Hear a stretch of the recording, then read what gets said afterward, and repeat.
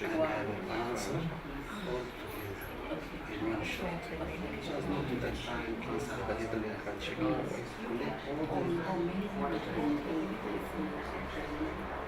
there will be no too much, although that's too many. So it will be 5, 6, something like this. We will answer this as a conclusion.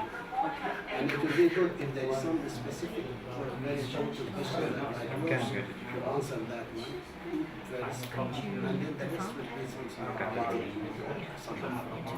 You know, talks are always similar to each other.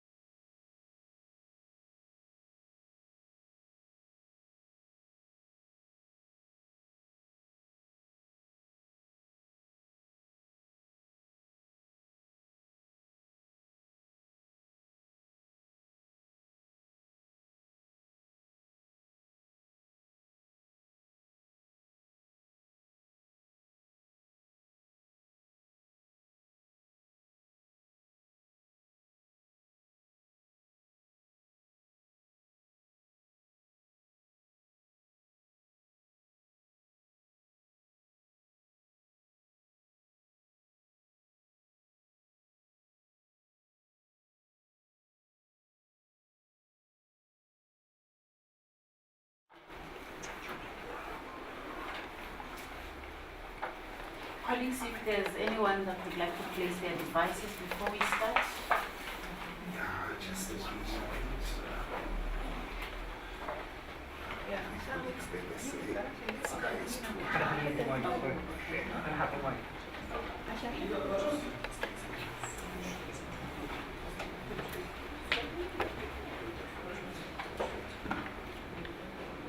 All right, colleagues, good morning and a warm welcome to all of you this morning. My name is Musiri Mokhele and I will be facilitating the media briefing. As we know that we are gathered this morning to hear about the latest developments in Sudan, and in our midst we have His Excellency Mr. Osman Abufatima Adam Mohammed, who is the Ambassador of the Republic of the Sudan in South Africa, and is joined by Dr. Nawaz Ahmed Mukhtar Ahmed, who's the Deputy Head of the mission. So they will speak to us and assist as well with the question and answer session that we'll have right at the end of the briefing. So just to kickstart the briefing, a little bit about the Ambassador, His Excellency, as I've mentioned, Mr. Osman Abufatima Adam Mohammed. So in as far as his foreign affairs portfolio is concerned, he has been a Director General of the European and American Affairs from June 2024 to August 2025.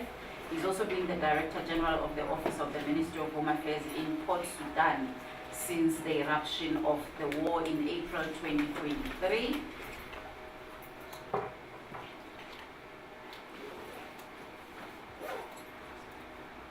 He's also been the Director of the Department of Human Rights, Women and Children Affairs at the Ministry of Foreign Affairs, the Deputy Director of the Department of Human Rights at the Ministry of Foreign Affairs from September 2022 to November 2022. And then amongst the other roles as well that he's held,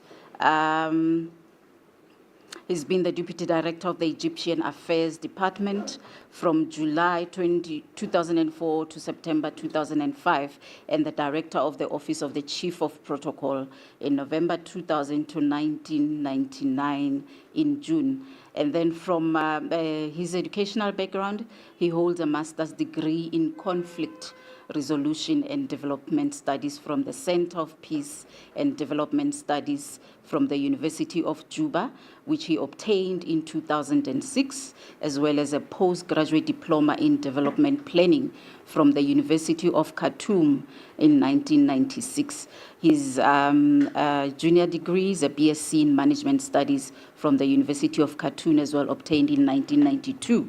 Without any further ado, the order of the day, we are going to first have a video, and then the ambassador will address us straight after the video. And I need to put a disclaimer that there's some graphic content for sensitive viewers in the video. So over to the tech team with the video when they are ready. On the morning of April 15, 2023, the Rapid Support Forces attacked the General Command of the Armed Forces in their attempt to seize power and undermine the constitutional order. In doing so, they committed serious violations as they destroyed the infrastructure of public facilities, including hospitals, places of worship, masjids and churches, and electricity and water plants. They terrorized citizens, occupied their homes, and practiced systematic killing, ethnic cleansing, forced displacement, sexual violence and rape, which constitute a violation of Sudanese laws, international humanitarian law and international human rights law. According to witness statements, the rebel RSF and their allied militias attacked the city of El Janina from all directions on April 24, 2023, in a systematic and widespread attack targeting the Masalit tribe, which resulted in serious violations that included identity-based killings and sexual violence.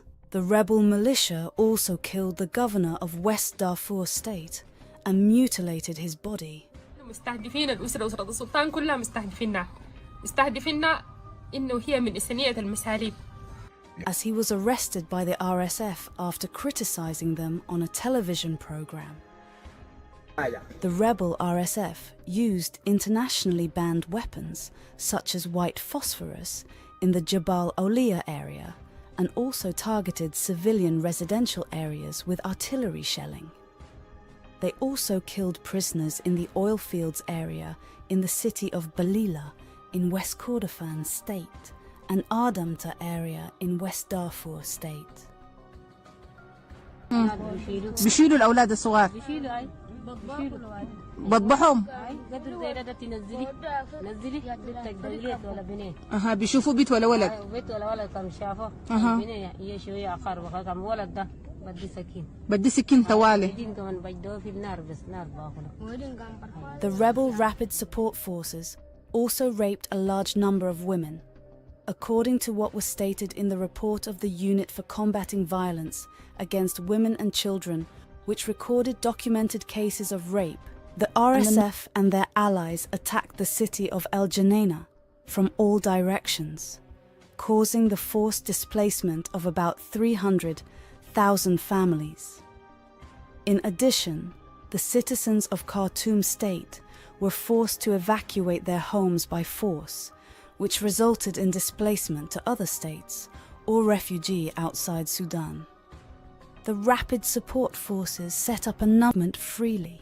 The rebel militia also imposed a siege on the residents of Tuti Island in Khartoum and conditions that do not meet the minimum humanitarian and health requirements, exposing them to death.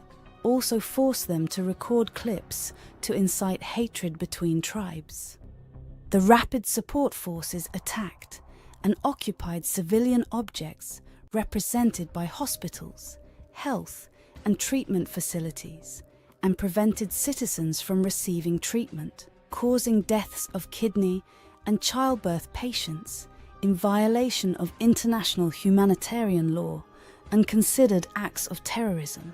The destruction of infrastructure, including roads, bridges, the occupation of government buildings and public service facilities such as electricity, water, communications, ministries, police departments, prosecutors and courts, and the plundering of government and commercial banks are considered a blatant attack on civilian objects, cause suffering to civilians, and constitute a full-fledged war crime. And attacks on embassies, foreign diplomatic missions, and international organizations in Khartoum. The rebel Rapid Support Forces assassinated a member of the Egyptian diplomatic mission, opened fire on the embassies, American, Turkish, Russian, looted property, and burned some of it, to name a few. In addition, violations occurred against international organizations, as the rebel RSF did not allow humanitarian and medical organizations to deliver aid to civilians and transport and bury bodies, which resulted in a humanitarian and health disaster, and the looting of humanitarian aid stores of international organizations. The RSF attacked a number of Christians inside the Miri Girgish church in Al-Masalma and stormed the Angel Church in the city of Bari. On July 15th, it destroyed the Coptic church in Bada, stole its property, prevented worshippers from praying in some mosques, and used them as military barracks. The rebel Rapid Support Forces destroyed some symbols of Sudanese civilization and destroyed its landmarks by destroying the antiquities of the Sudanese National Museum that had been preserved for thousands of years, as well as attacking the national archives and libraries.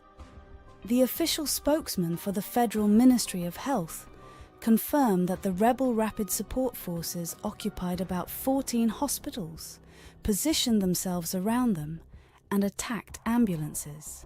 This occupation has affected the provision of health services, police departments in Khartoum state, public services complexes, civil registry offices, the notebooks and documents factory, and forensic evidence buildings, in addition to the execution of police dogs and masked horses. The RSF occupied the Public Prosecution Office and the headquarters of the Public Prosecution Office in Khartoum state, attacked the Ministry of Justice Tower, took it as a military barracks, and completely destroyed its contents.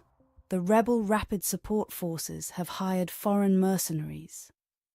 A number of gangs and mercenary groups participated in the combat operations alongside the rebel Rapid Support.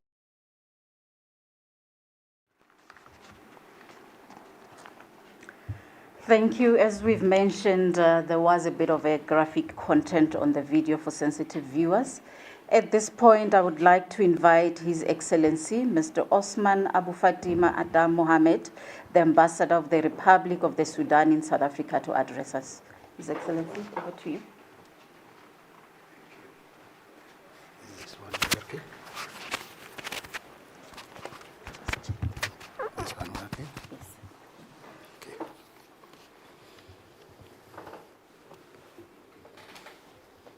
Thank you. Good morning, everybody. Today, I'm truly honored to address this August gathering of distinguished journalists and media professionals.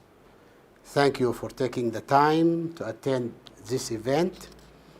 I'm deeply grateful for the prestigious National Press Club for organizing this event. Also allow me also to thank my colleagues in the Embassy of Sudan who worked tirelessly to make this event happen. Dear audience, at the outset, allow me to pay tribute to the victims of this tragic war, particularly the victims of Al-Fashir, who have endured unspeakable atrocities in the hands of the merciless militia, and pray that their souls will rest in eternal peace and will be rewarded by mercy and forgiveness in paradise. Dear audience, Sudan has been in the grip of this war since the 15th of April 2023. This war was not chosen by the Sudanese people, it was imposed upon them. The war has been launched by the notorious terrorist militia known as the Rapid Support Forces. The same Janjaweed militia committed atrocities against the people of Darfur in 2003, rebranded in the new name of RSF. The war that the militia planned, it was an offensive, premeditated plan against the people of Sudan.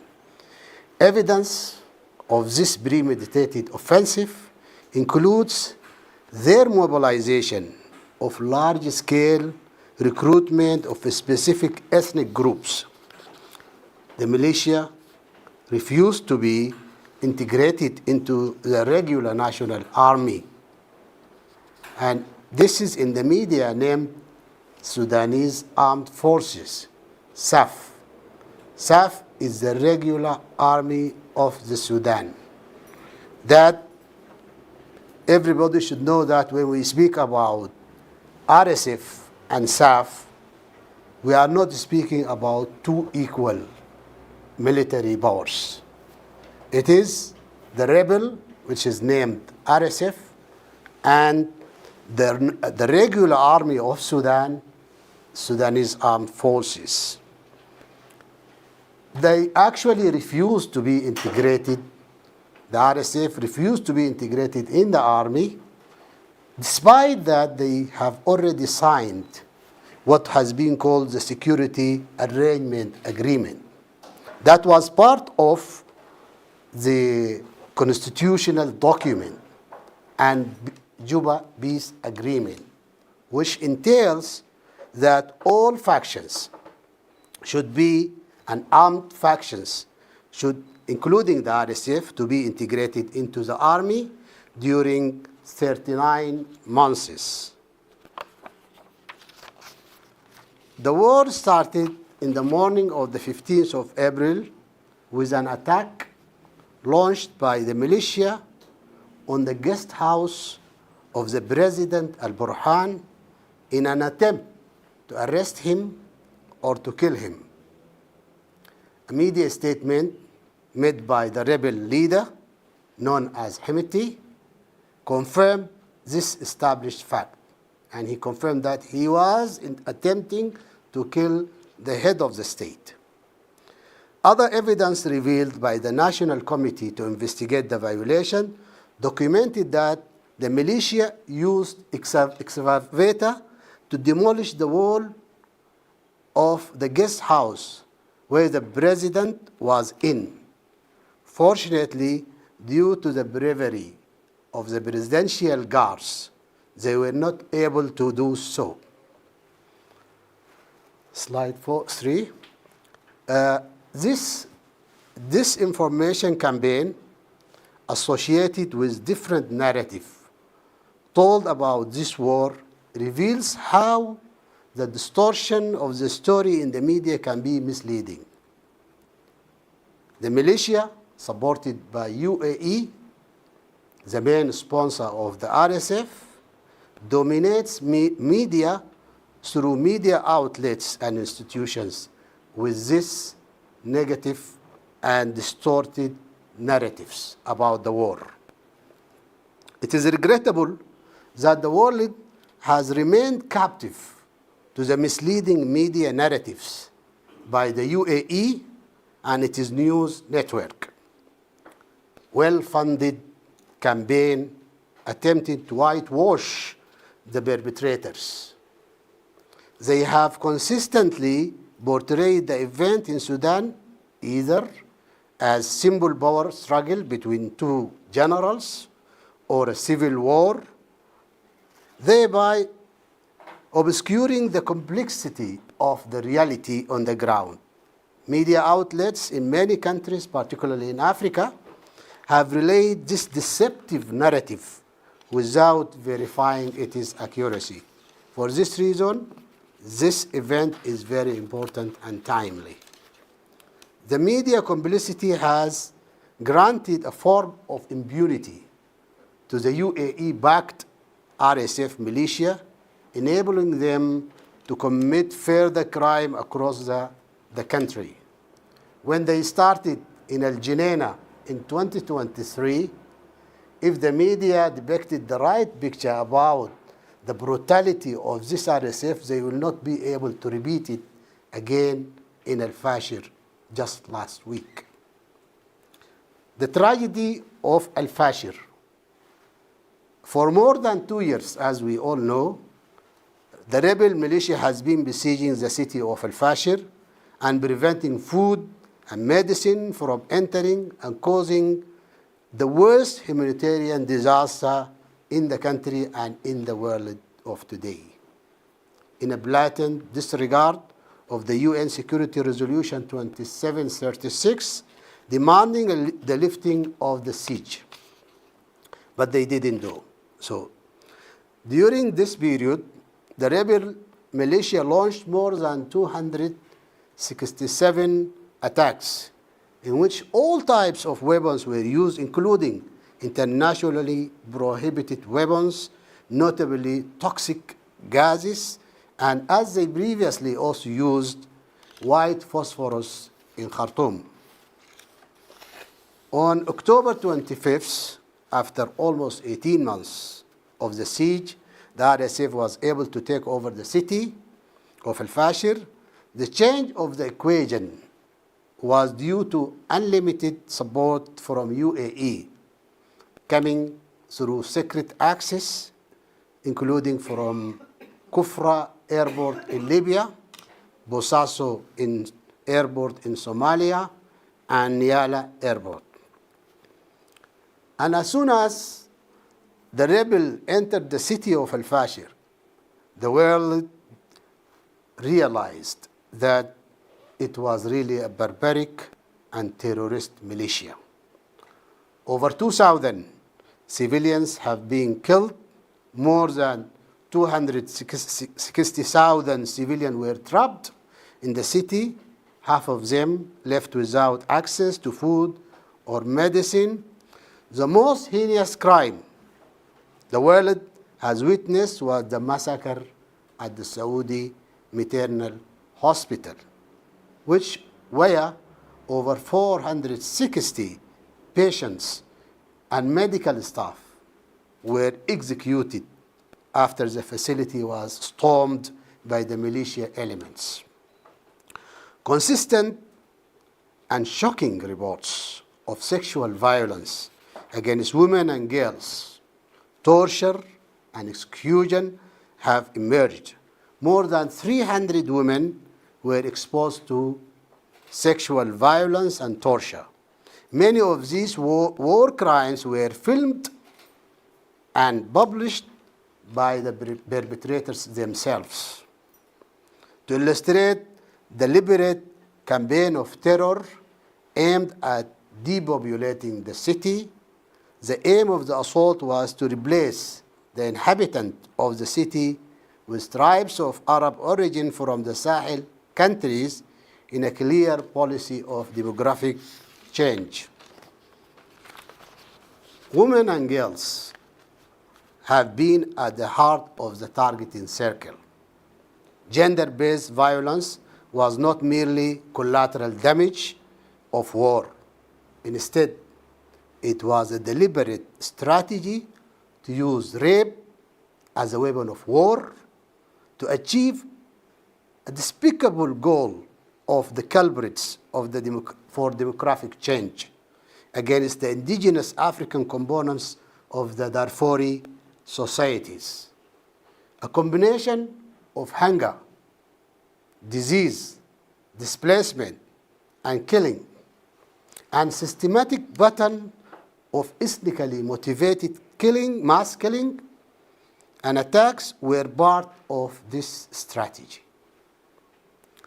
These crimes, which rise to the level of war crimes and crimes against humanity, were not isolated incidents. Rather, it constitutes the systematic atrocities identified by the militia in different areas where they set foot in, including Khartoum, Jazeera, all the areas there where they committed the same heinous crimes.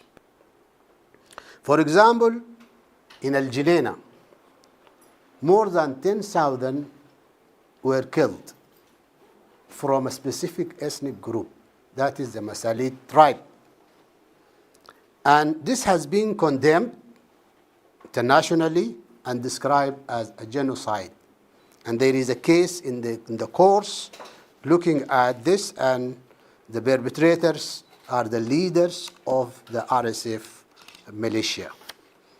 The notion of Arab against the people of African descent is supported by the rebels, and it is sponsored. UAE is supporting the same notion. So here comes UAE, the involvement of UAE in the war in Sudan. As early as 2024, several credible reports showed complex networks of supply chain used by UAE to conduct arms supplies to the RSF militia via Libya, Chad, and Uganda. This included a wide range of weapons and ammunition, including surface-to-air missiles. Unfortunately, this was conducted under the pretext of humanitarian assistance, and this has been revealed in many media reports. Further, evidence of UAE involvement emerged with the discovery of passports of UAE nationals. Possibly they are intelligent agents of UAE in the wreckage of an airplane in Durman. This has been documented and passed to UN Security Council through our distinguished permanent representative of Sudan to the UN. The UAE used RSF fighters as mercenaries in Yemen, in Libya, and elsewhere, and has extensively commercial and geopolitical interest in Sudan being made through the militia. The RSF would not have been able to maintain the war for so long without UAE arms supplies and financial support, including the recruitment of mercenaries from 16 countries, including from as far as from Colombia and other African countries. Recent reports have revealed military equipment supplied to the UAE from Western countries, including UK, US, and Canada, have been transferred to the RSF militia. The Western complicity goes beyond the technical failure of export control. There has been no effort to pressure on UAE or hold it into account for enabling RSF militia and genocidal to to do this genocidal campaign against the people of Sudan. The UAE has used very simple, every possible means to buy the world's silence. The audacity of the Emirati is such that their wealth allows them to evade justice. The conscience of their leaders is untroubled by the murder of thousands through weapons and mercenaries they sent to the militia. They have already applied this strategy in Libya. They are responsible for splitting the country into chaos with two governments. In Sudan, they were able to convince the militia to establish a parallel governing structure in Niala.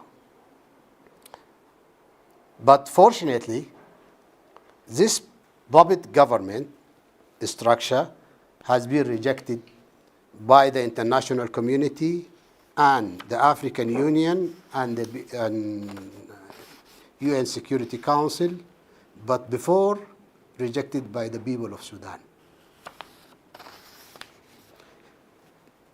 So here, let me stop, and there is another video that we will be showing, and then we will come to what the appeals of Sudan to the international community, to the African Union, and to the South African. So thank you. I'm sorry also we will make the warning about the pictures that will be portrayed in the video, which may be very sensitive.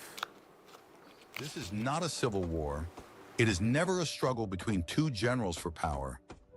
This is an externally supported assault carried out against the people of Sudan. The aim is the dismemberment of a nation, the annihilation of a society. Sudan suffers in silence, but this silence is about to turn into a scream. The world media is hiding the truth. It portrays militias as political actors, covering up their crimes. Yet the truth is clear. The rapid support forces, backed by foreign powers, are carrying out systematic destruction against the people of Sudan. This is not an uprising. This is an occupation. But Sudan did not kneel. Sennar, Gezira, Khartoum were liberated. The White Nile, the Blue Nile, the Nile River breathed again. People and army, shoulder to shoulder, advancing from North Kordofan toward Darfur. This is not just a war. This is a struggle for dignity. In El Fasher, more than 2,000 civilians were killed in just 24 hours.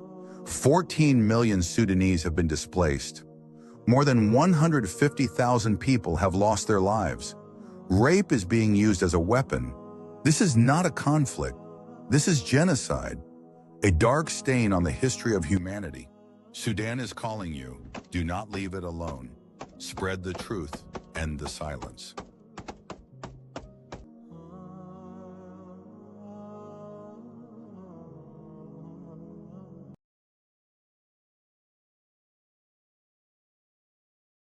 أبو لولو كبس الله أكبر فلنقايات موتشين الله أكبر الله أكبر النظر للدعم السريع الله أكبر الله أكبر فلنقا قدموا فلنقايات يا مغشوشين والله اقسم بالله انا لو لقيتك برهان اغتصبك ما برحبك ما والله ما برحبك ليه؟ كان لقيتك برهان شفتها بركبك اسمع سلام عليك نحن ولا داري لك استخبارات ولا داري لك معلومه ولا داري تورينا غربا ولا صباحا ولا جهادا ولا غيبا تمام؟ نحن جاينا متك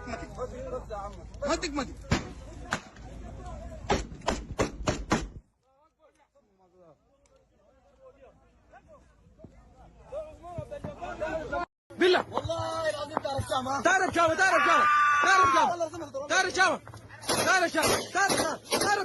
الله اكبر ما تقولي علي الله اكبر ما تقولي علي نور حبايب نور ما تقولي علي والله الله اكبر ابشر على ثقيله الله اكبر الله اكبر الله اكبر الله اكبر الله اكبر. رسالتنا للمحيطين ظافر واحمد كسلة وميسر الله اكبر حسن القاسم. الله اكبر الله اكبر الله اكبر الله اكبر. نظرة علي بن اسكت اسكت اسكت.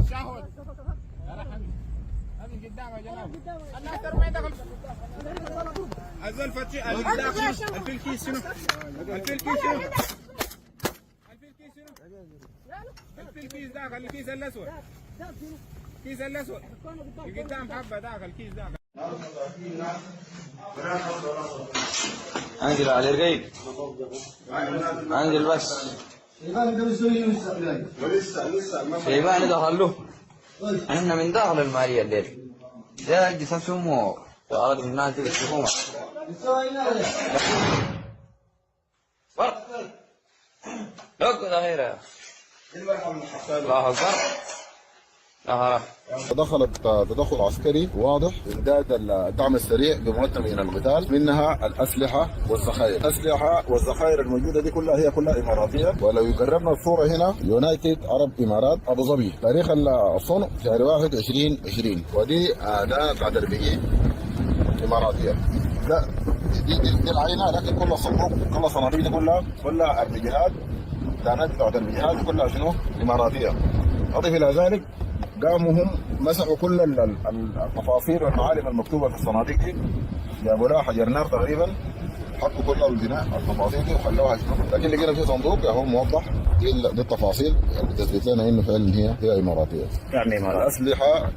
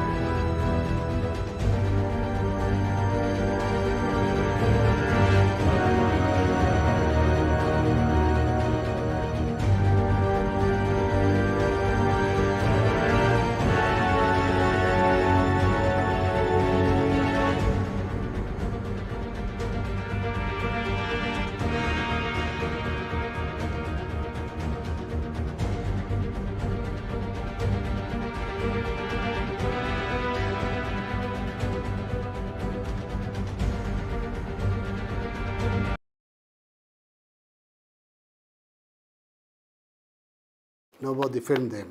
They themselves, they are filming it and putting it on the media.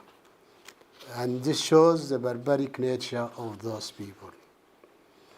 Actually, coming to the last point on the appeals of Sudan, this war has highlighted the structured weakness of the current international system, which is increasingly becoming a network of narrow interest collide to indifferent to the murder of the civilians or the systematic destruction of nations.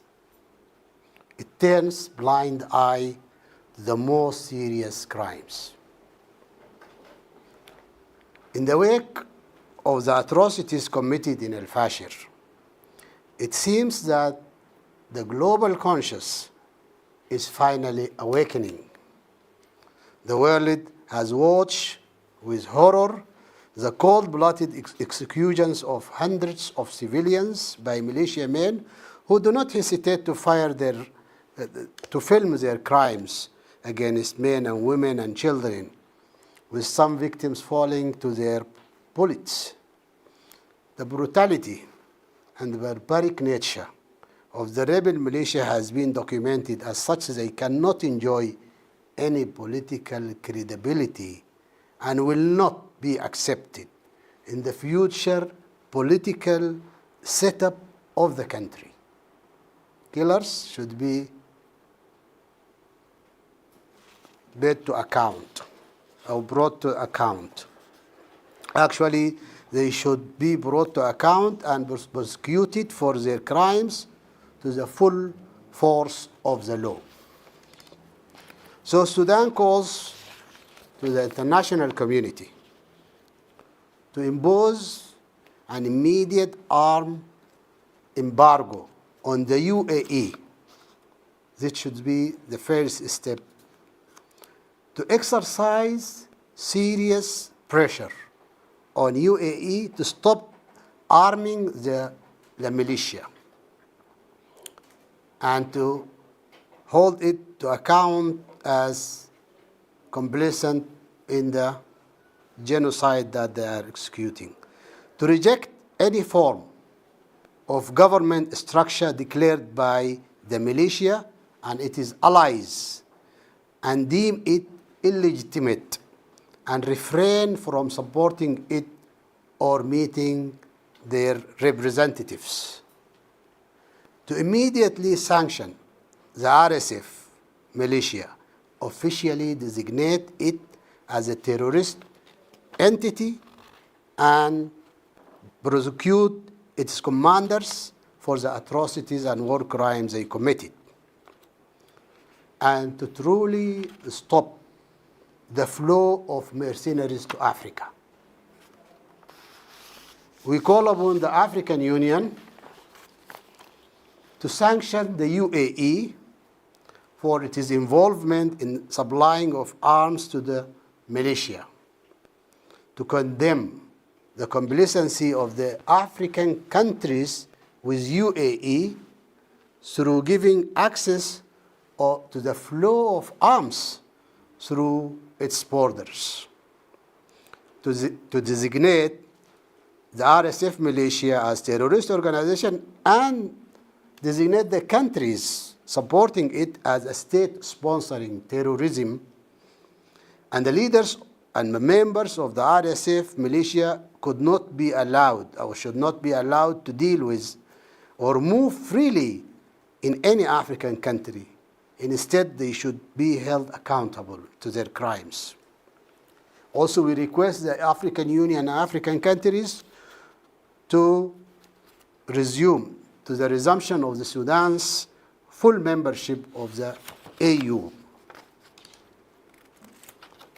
Let me here, when talking about our appeal to South Africa, let me express my sincere thanks and gratitude for the solidarity South Africa has expressed in statements issued by DERCO and the commitment of His Excellency President Cyril Ramaphosa on supporting Sudan. And further, we call upon South Africa to support Sudan as it pursues justice through every legal means available against the RSF, the war criminals, and the foreign governments that sponsors them. We have seen South Africa supporting the people of Palestine and the right cause of the people of Palestine and all oppressed people around the world. And we call upon South Africa to condemn the creation of any parallel government structure, and so to refrain from dealing with these structures or any related personalities to this issue. To facilitate the reconstruction and rehabilitation of the infrastructure of the Sudan, and to provide development and humanitarian assistance, including support of the Sudanese women who suffered a lot during this war. To facilitate the procedures related to granting visas and residence permits for the Sudanese families and the Sudanese community stranded in South Africa during this difficult time, until the situation in the country return to normal. With this, let me thank you for the attendance and the attentive listening, and wish you have your support throughout our campaign to support Sudan. Thank you. Thank you. I become again. Perhaps I can have you here. Still? Okay. For the questions Okay. and answers. I'll stand Okay. on the side here. I will. So colleagues, before we open the floor for questions and answers, please take note that as the National Press Club, we provide a platform to all newsmakers, all organizations. With that said, we will remain neutral on what is shared on the platform. So what we'll do is we'll take a round of questions, not many rounds, as His Excellency has to rush to his next appointment. Please introduce yourself and the media house you're representing. Morning, my name is Baini Jones. I am Africa correspondent for BBC. Yesterday, the RSF announced that they would adhere to a ceasefire agreement that has been brokered by the port countries. What's the response of the Sudanese government? Will you be adhering to the same ceasefire agreement? Thank you. Thank you. Do we have any hands?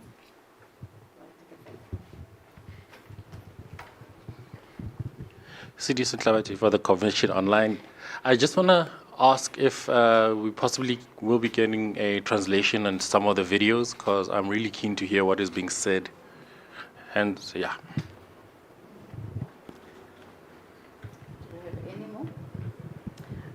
Butlali Pele, SABC News. I just want to know, as you said, the global conscience is waking up. So I'd like to ask, what message would you like to send to the international community and the Sudanese diaspora watching the conflict happen abroad? You can squeeze in one or two more? Okay. All right, I'll hand over to His Excellency. Okay, thank you. Thank you so much. Maybe I will begin with the last question from SABC, that to respond to the diaspora of Sudan. And we have seen, throughout the last week, all the Sudanese diaspora across the globe were demonstrating against what happened in Al-Fashir. Not only the Sudanese, actually, every free people of the world and the media, everybody was on the campaign against the atrocities, because it was really despicable to see those pictures that came out after the taking over of the RSF on Al-Fashir.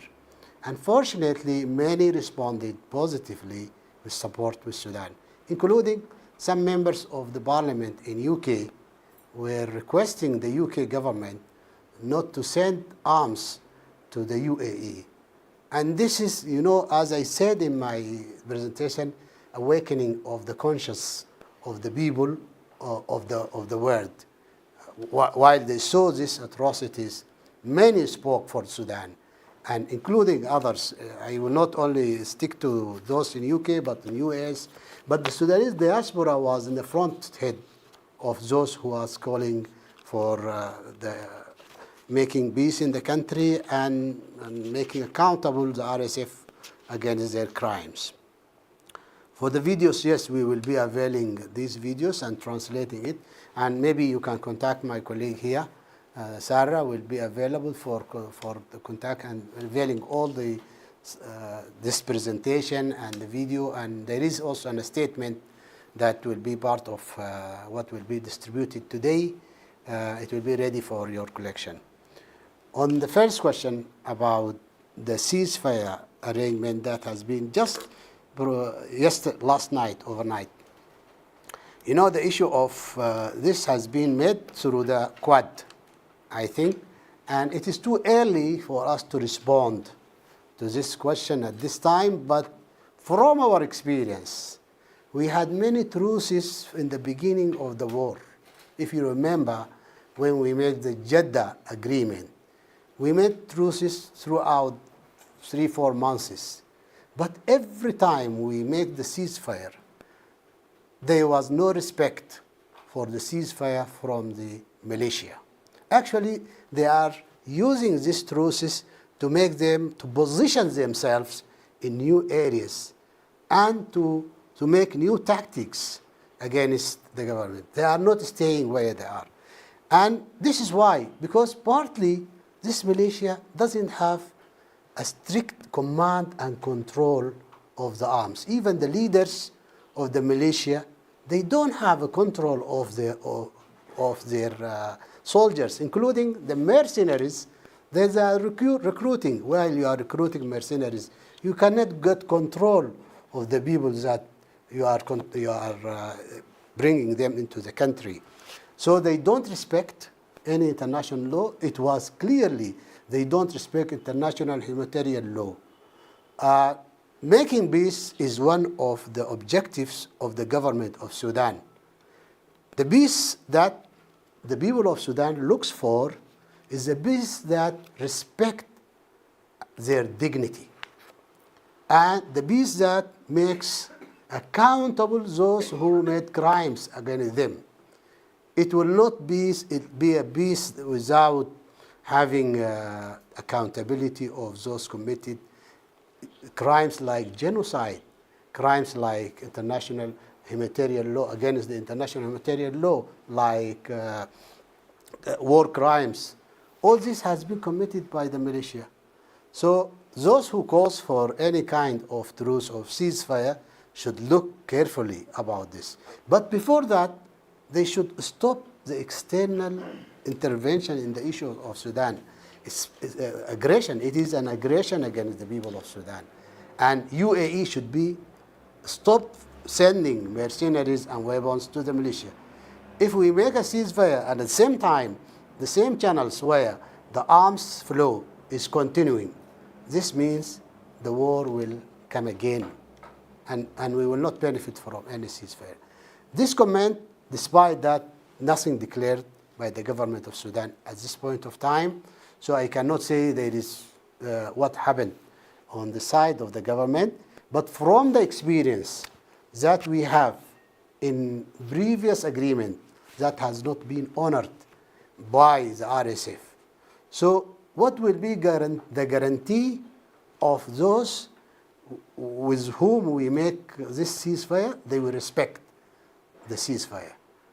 Actually, we have seen after taking over al-Fashir, up to this day, killing is continuous. Those has been trapped inside the city. It is still facing very difficult situation, and mass killing is continuous. So accordingly, to respect such kind of agreement, we should have a guarantee that this militia will respect the ceasefire that they are declaring. I think it is just media and whitewashing their bad reputation to saying this, they are accepting the ceasefire. I think I answered. One last question. Okay. It's been very short. I don't know, maybe the mic.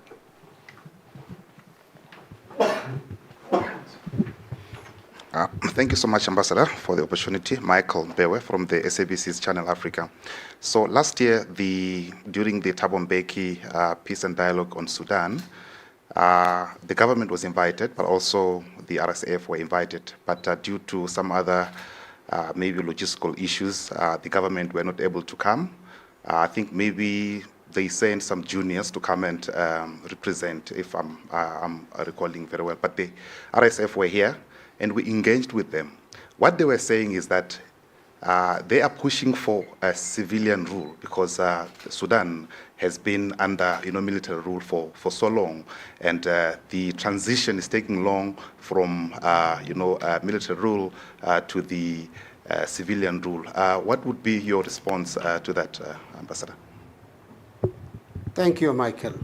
Actually, Michael, I would start by thanking South Africa and repeating appreciation for the role South Africa is doing in issues of peace and security in Africa in general, as a leading country for the African Union. And we respect the role, and we have very long-standing relation with South Africa, started from the struggle against the apartheid, including our struggle against the colonial government. So these long-standing relations makes us trust the South African government on its aims at making peace in Sudan, and we thank them for that. Actually, what happened, that the issue of having a dialogue between the RSF and the government of Sudan, as I just said, there is a deficit of trust because of the atrocities committed by the RSF. It's a treacherous attack on the government when they started their war on the 15th of April. They were having like partnership between the groups and were only part of the government. This makes them be able to go everywhere because they were part of everything. So they captured everything. And it was a treacherous attack on the people of Sudan. And then they did all these atrocities, including the occupation of the houses of the people. All this happened. For the issue of making the civilian role in the government, this started by a document which is called the constitutional document, where everybody signed. When I put my presentation, I clarified that the RSF refused to integrate into the national army. And that was the beginning of the point. This was an obligation that should be made by all militias, including RSF. So RSF having a political dimension, that is not true. They are a rebel group, and they are, at least we say, a military group. And they are not a political party that can be part of the negotiations. And this shows, they were part of what was going on, and then they refused to respect their obligation according to the constitutional documents. What happened? Then they started the war. But on the other side, the government of Sudan, mindful of the transitional situation that we are at towards the civilian government, there should be an election sometimes. The most recent, that the appointment of Prime Minister Dr. Kamel Idris as a civilian Prime Minister now, he is there and trying to build up the country, but we are in the middle of the war. Then we have to stop the war as a priority. At the same time, the process of going to the civilian rule is going on while we are rehabilitating the country. By the way, everything has been destructed. As we have seen in the videos, the rebel militia destructed Khartoum state. This is the capital, where we moved to another capital, which is in Port Sudan. Now we are returning back to the capital and trying to build up. This is why I made the request for South Africa to assist us in rehabilitation of the state once again. And the promise to go for the civilian rule is there. It will never end. But we should first prioritize ending the war and then going through the civilian rule through election in the end of the transitional period. I wish I responded to your question. Thank you. Thank you. I suppose we don't have any more questions.